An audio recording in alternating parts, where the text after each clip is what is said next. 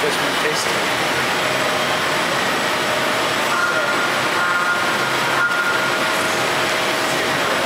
And Martin said you had some issues with fermentation? Or no, it actually went fine. Cool. Yeah. I just want to, you know, it's really intensely hoppy, and I want to make sure everybody's good with the hop character in the beer. You know, I think the grain, what we use the Carafa 2 in this pilot instead of the Carafa 3, which we're using, so it'll be a little bit darker than this. I think we'll be fine there. I'm not worried about the grain. And it's the Motueka, the Sriracha Ace, and the Sapphire? Sapphire. Okay, there's only those three in here. Yeah. And you've exclusively dry hopped this with the Sapphire. Right.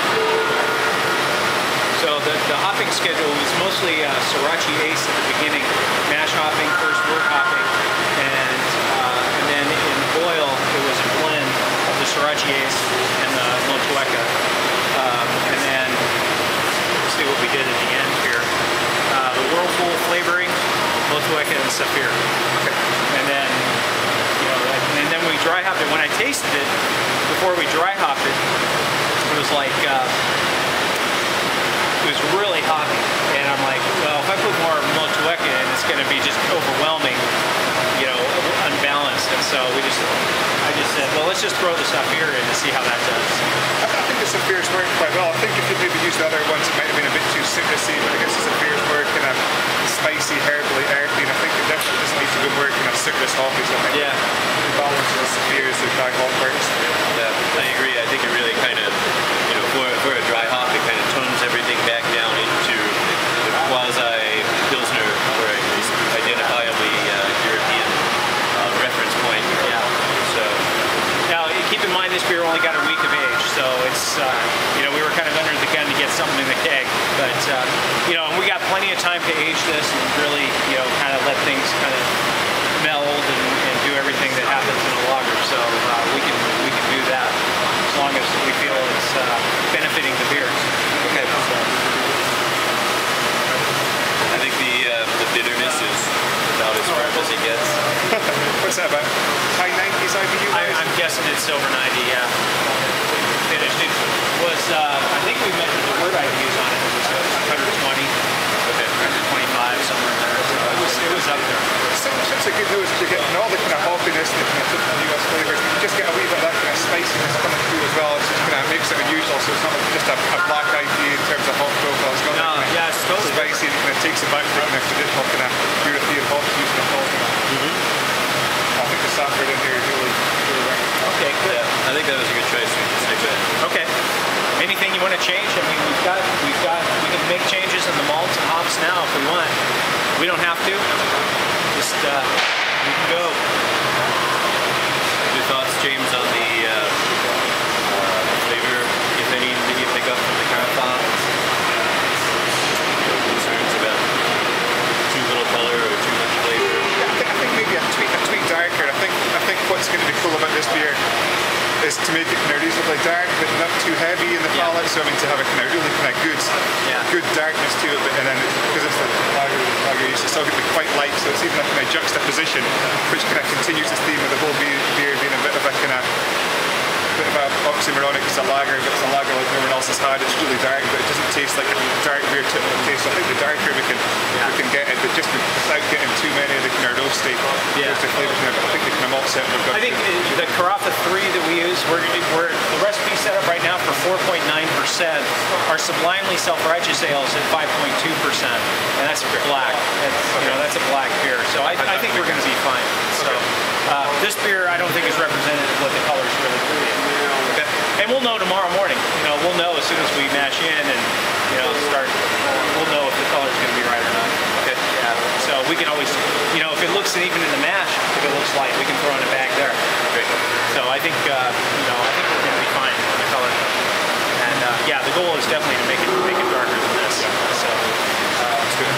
okay. Any concerns about, if we were giving it a month or 9 months lagering time, whatever, about losing some of that citrus? That would be my only argument for maybe throwing some of the... we can always put more in. Right. Yeah. If we start losing some of that intensity of the hop character, go back and dry hop them again. I think as far as wort production goes, Okay. the simple change in terroir, it's great. I mean, I like it. Okay. It's a really crazy beer as it is. It is crazy, isn't it?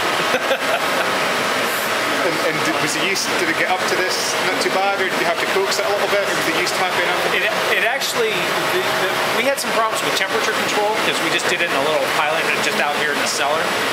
So it got a little hot a couple of times, but it fermented out beautifully. Was very pleased with the yeast performance on this. It fermented out. It's a little, it's still got a little yeast funk going on here that I think would mellow out as the beer ages. But I think in general the yeast is working great. And I called yeast suppliers and talked to them about the different yeasts that were out there, and they all recommended this one. And it seems remarkably clean for a 10% alcohol lager. Yeah. And some of that might be the hops covering up semestry profile, especially if the yeast or the beer did warm up a bit. I particularly like the lack of sulfur compounds. Yeah.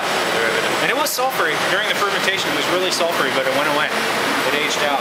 So even with a week, a week and a half of full lagering, the sulfur went away. So, James, did you try all three of the hop varietals side by side? no, we've got them sitting in the lab. Okay. We've got to get you over there. So. Yeah. Motueka we use quite a lot. Sriracha is we've used once or twice, and Saphir we've used once or twice. But Motueka is a hop we've used quite a lot. But we tend to use it. We've got a 4% cask ale that we do just for the UK market, like a blonde cask ale. It's hopped exclusively with Motueka, then it's dry hop as well. So it's Okay. really good hop, really Nice. kind of tangerine, almost kind of juicy, kind of good flavours. Of course, I guess the Sriracha is a bit kind of harder, really kind of working on citrus flavours. The Motueka is I've never used either one before. I'm excited about it. And we've used Saphir in casks here, just because I got a box of it at the Craft Brewers Conference a couple of years ago. Somebody gave me a box, and I said, sure, I'll take it home, what the heck.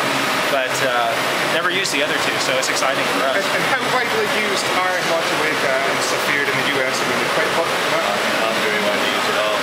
The only brewery that I know off the top of my head that uses Saphir has been Victory. Yeah, that's the only one I know of.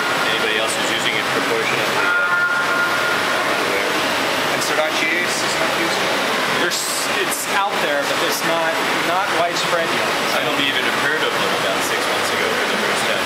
I didn't even know they existed. And Motueka? I never even heard of that hop until we started making this beer. So, Right. yeah. That's what's most exciting to me is that we're making, a very non-traditional expression of a very traditional beer using some crazy ass hops that most of us are, at least on this scale, unfamiliar with. This is as exciting as I hoped it would be when we come up with the recipe and up with the concept. I think it's... Let's go take a look at the hops. Yeah, that would be fun. All right.